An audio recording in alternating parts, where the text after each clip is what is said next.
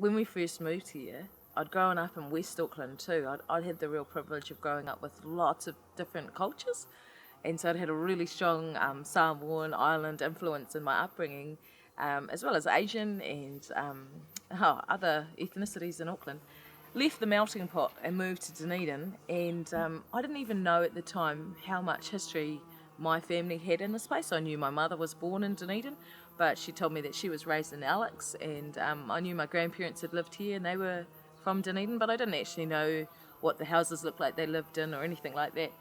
And when we first came to Dunedin, I started working in the hospital here, and I remember someone saying to me, "Oh, what's your job here?" And I said, "Oh, I'd applied for the Māori physical activity coordinator, but I hadn't got it because a local person got that job, and instead I've got a job as a health and workplace coordinator, and I'd got the fruit in schools job, where I was going around to all the low decile schools handing out fruit, and they said, and I said with a real emphasis on working with Māori, and they said, "Oh, why would you want to work with Māori? We don't have any Māori in Dunedin." And I was like, "Yeah, what?" And I'd only just sort of arrived in Dunedin. We'd gone down to the kohanga, we'd met the kohanga people, and we knew there was a kura, we knew there were lots of Māori in Dunedin, and I guess that really frustrated me, and I actually wrote an article in a little journal at the time saying, I think we've got to stop saying there's not enough Māori to worry about Māori here in Dunedin. Anyhow, long story short, I guess my journey in Dunedin has opened up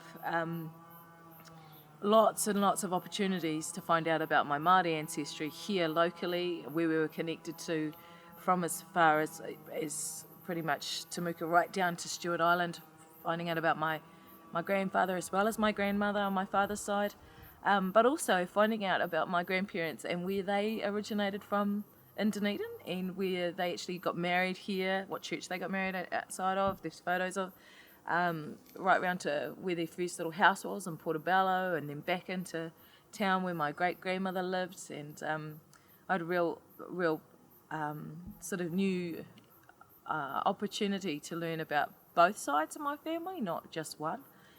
And that frustration of hearing that we don't need to worry about Māori, I kind of just let it go a little bit. I still hear it here in Dunedin, but not as much.